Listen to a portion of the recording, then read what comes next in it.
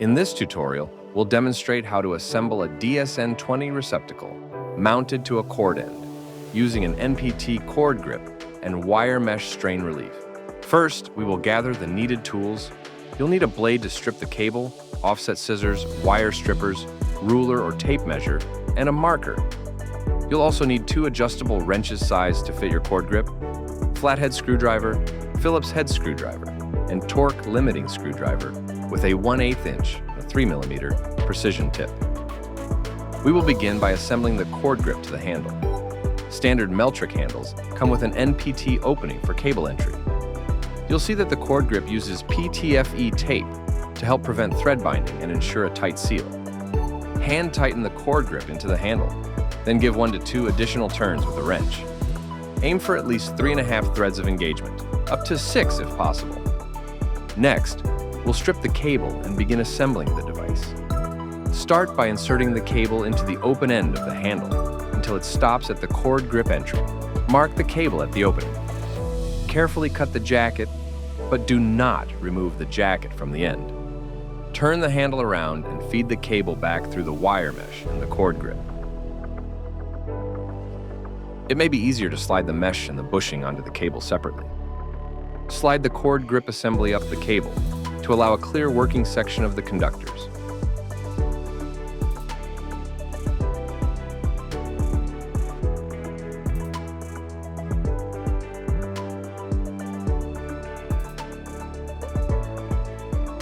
Once all parts are in place, remove the pre-cut jacket and trim any cable filler that remains.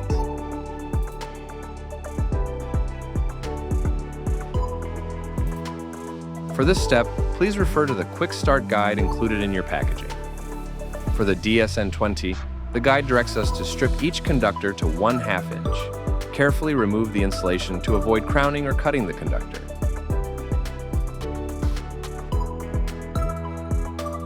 Twist the strands to form a tight bundle. This helps to easily insert the conductor into the terminal and allow for even pressure.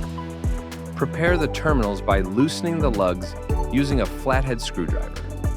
Be careful to avoid backing the screws out fully.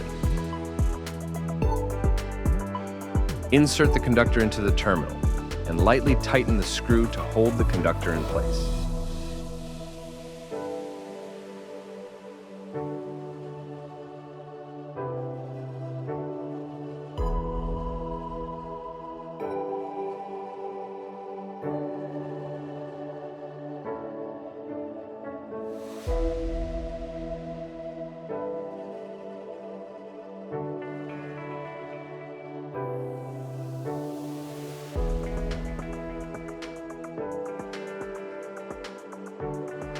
After all conductors are inserted, use your torque limiting screwdriver, set to the recommended torque value.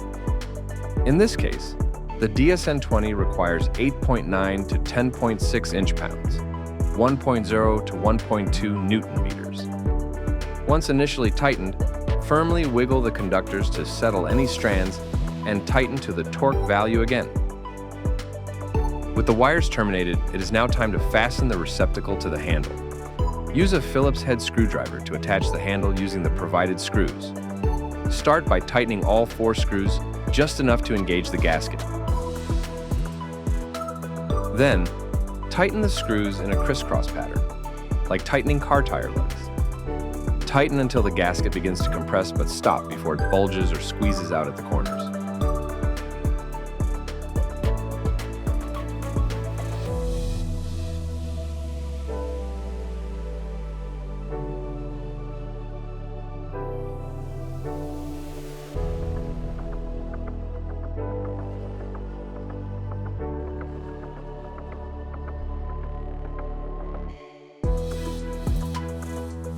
With the receptacle fastened to the handle, it is now time to finish assembling the cord grip and mesh.